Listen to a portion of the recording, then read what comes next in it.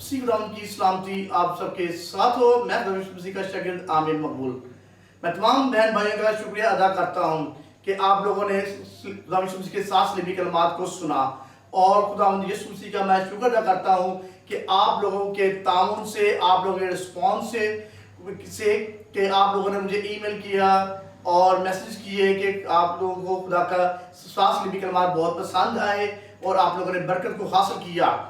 اور آپ لوگوں کی پرجوش ریکویسٹ پر میں ایسٹر کے پیغامات کو میں آپ کے سامنے لے کر آ رہا ہوں، جو کہ ان ایسٹر کے دنوں میں آپ کو پسند آئیں گے، تاکہ آپ ایسٹر سے پہلے خدا یسوع مسیح کے بارے میں جان سکیں کہ خدا یسوع مسیح کا صلیبی موت کا جو سفر تھا وہ کیسا ہوا۔ تو اس کے بعد خدا یسوع مسیح تیسرے دن مردوں میں سے جی اٹھا، لیکن اس سے پہلے جب خدا یسوع مسیح شاہانہ انداز سے یروشلم میں داخل ہو رہا تھا تو اس کا کیسا استقبال کیا گیا۔ آج ایسٹر کے پیغامات میں سے آج پہلا پیغام ہے، اس کا جو مضمون ہے وہ ہے دیکھ تیرا بادشاہ تیرے پاس آتا ہے۔ آئیں میرے ساتھ کھولیں زکریا کی کتاب 9واں باب اس کی 9ویں آیت۔ اے بنت صہیون تو نہایت شادمان ہو، اے دختر شیلوم خوب للکار، کیونکہ دیکھ تیرا بادشاہ تیرے پاس آتا ہے، وہ صادق ہے اور نجات اس کے ہاتھ میں ہے، وہ حلیم ہے اور گدھے پر، بلکہ جوان گدھے پر سوار ہے۔ میرے عزیزو، زکریا نبی کی کتاب ایسی ہی ہے جیسے کہ نئے عہد نامے میں مکاشفہ کی کتاب۔ زکریا کی کتاب انبیاء اصغر کی 12 کتب میں سے ایک کتب ہے۔ یہ خدا یسوع مسیح کے بارے میں زیادہ پیش گوئیاں کرتی ہے۔ آج کھجوروں کے اتوار کے موقع پر ہم مسیح کے شاہانہ داخلے پر غور کریں گے۔ میرے عزیزوں، شاہانہ داخلے کی نبوت سب سے پہلے کیسے کی گئی؟ کس نے کی؟ گدھی کے بچے پر سوار ہو کر یروشلم میں جانے کا واقعہ چاروں اناجیل نے رقم کیا ہے۔ اس کی نبوت صرف زکریا نبی نے کی تھی۔ خداوند عہد عتیق کی تمام نبوتوں کی تکمیل کرنے آیا۔ خداوند یسوع مسیح عہد عتیق کی تکمیل ہے۔ اگر آپ میرے ساتھ 12 اعمال اس کا پہلا باب پہلی 2 آیت کو دیکھیں، مسیح کی زندگی کے تمام پہلو کلام سے مناسبت رکھتے ہیں، اس کے قول اور فعل کلام کے مطابق تھے۔ یہ ہمارے لیے قابل تقلید نمونہ ہے کہ خداوند یسوع مسیح جو ہمارا خداوند ہے۔ آئے میرے ساتھ کھولے اعمال کی کتاب اس کا پہلا باب اور اس کی پہلی 2 آیت، جس میں لکھا ہے،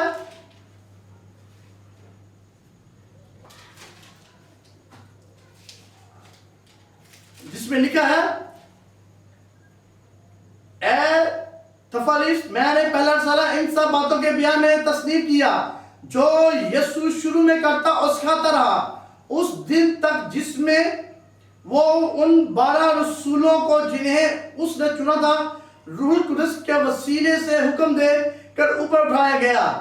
اس نے دکھ سہنے کے بعد بہت سے ثبوتوں سے اپنے آپ کو ان پر زندہ ظاہر بھی کیا۔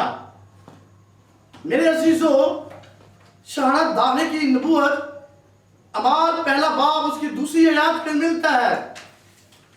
زکریا نبی یسوع مسیح کو بادشاہ بتاتا ہے، لیکن گدھے پر سوار ہونے کی نبوت بھی کرتا ہے۔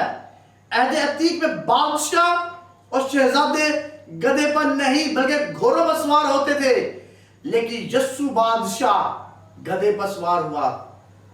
زکریا نے نبوت کی اور خدا یسوع مسیح اس کو پورا کیا۔ مسیح نے کلام کی پیشن گوئی کی تکمیل کی۔ میرے عزیزو، خداوند یسوع مسیح گدھے پر کیوں سوار ہوا؟ بادشاہ تھا، اس کو تو گھوڑوں پر سوار ہونا چاہیے تھا۔ میرے عزیزو، گھوڑا جنگ کی علامت ہے اور گدھا حلیمی کی، اور خداوند یسوع مسیح جنگ کرنے نہیں آیا بلکہ وہ صلح و سلامتی کا شہزادہ بن کر آیا ہے۔ وہ بادشاہوں کا بادشاہ تھا جو امن کے لیے آیا تھا، نہ کہ جنگ کرنے کے لیے نہیں آیا تھا۔ مسیح کا تجسم اور اس کی زمینی زندگی بنی نوع انسان کے ساتھ مکمل مشابہت رکھتی تھی۔ اسے اپنی مرضی نہیں بلکہ باپ کی مرضی کو جو کلام میں ظاہر کی گئی تھی پوری کرنا تھی۔ بڑا ہونے کے باوجود وہ حلیم تھا۔ حلیم ہی زمین کے وارث ہوتے ہیں میرے عزیزو، اور حلیم ہی دوسروں کے لیے آرام کا باعث بنتے ہیں۔ وہ جنگجو بادشاہ نہیں تھا، ورنہ اس کی فوج ہوتی اور وہ لڑتی۔ وہ بادشاہ روحانی اور باطنی ہے جو دلوں میں رہتا اور کام کرتا ہے. وہ یہی چاہتا ہے کہ ہم اس کی مانند ہوں، حلیم و فروتن، تاکہ خداوند ہمیں سرفرازی کرے اور ہم دوسروں کے لیے باعث برکت ہوں. شاہانہ داخلے کا مقصد، یسوع مسیح کے شاہانہ داخلے کا مقصد مسیحانہ پیشن گوئی پوری کرنا تھا. وہ اسرائیل اور تمام کا بادشاہ ہے.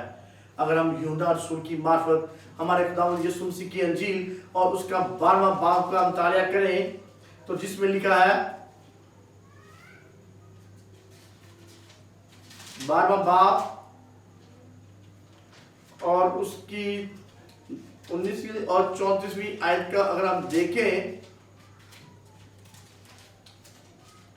12واں باب اور اس کی 19ویں آیت جس میں لکھا ہے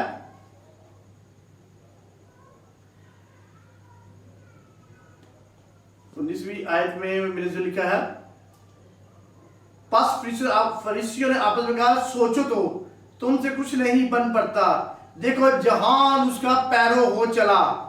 اور 34ویں آیت میں لکھا ہے، لوگوں نے اس کو جواب دیا کہ ہم نے شریعت کی یہ بات سنی ہے کہ مسیح اب تک رہے گا، پھر تو کیوں کہتا ہے کہ ابن آدم کا اونچے پر چڑھایا جانا ضرور ہے.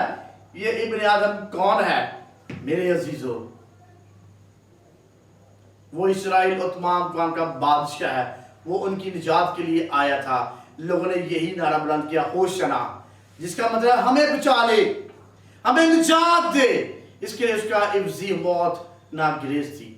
وہ سب مان والوں کو اپنے پاس کھینچ لے گا. شاہانہ داخلے کے لیے میرے سمجھو لوگوں کا رد عمل کیا تھا. پہلا تھا پرتپاک استقبال. بھیڑ نے یسوع کا پرجوش استقبال کیا. درخت اور کھجوروں کی ڈالیاں لے کر راہ سجائی. بعض نے اپنے کپڑے اتار گدھی کے بچے پر ڈال کر اپنی عقیدت کا اظہار کیا. میرے عزیزو، ہم اس کا استعمال کیسا کریں گے؟ کبھی آپ نے سوچا ہے کہ ہم کیسے اس کا استعمال کریں گے؟ میرے عزیزو، اس کو اپنے دل میں اس کو آنے کی دعوت دے، اپنے دل کے دروازے کھول دے، اس کو اندر آنے دے. وہ بادشاہوں کا بادشاہ آپ کی زندگی میں آنا چاہتا ہے تاکہ آپ کی زندگی میں رہ کر وہ اچھے کام کرے، آپ کی محنت کرے. لوگوں کا نعرہ کیا تھا؟ لوگوں نے ہوشنا کے نعرے لگائے. ہوشنا عربی زبان کا لفظ ہے جس کا مطلب ہمیں نجات دے. انہوں نے یسوع مسیح کو نجات دینا تسلیم کیا اور یہی نعرہ ان کے دل کی آواز تھی. انہوں نے اسے اسرائیل کے بادشاہ کے طور پر دیکھا. تو میرے عزیزو، آج بھی خداوند یسوع مسیح چاہتا ہے کہ آپ کا نعرہ کیا ہے، آپ کے دل کی آواز کیا ہے، کہ آپ اس کو اپنی زندگی میں لیں. زبور 25:128 کا سیاق و سباب مسیح کو رد کرنے کے بارے میں ہے.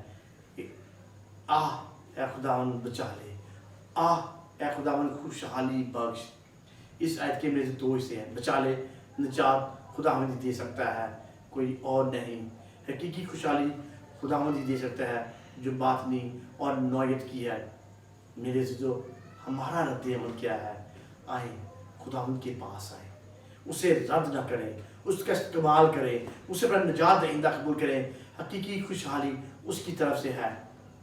جب آپ اس کو اپنی زندگی میں لیتے ہیں تو آپ خوشحال ہو جاتے ہیں. آپ کی زندگی میں خوشحالی آتی ہے، آپ کا خاندان بڑھتا ہے، آپ کے روپے پیسے میں برکت ملتی ہے، آپ کے خاندان کو برکت ملتی ہے. اور خداوند یسوع مسیح بھی یہی چاہتا ہے کہ آپ خوشحال ہوں. خداوند آپ سب کو اس ایسٹر کے موقع پر، ہمارا موقع پر خداوند برکت دے.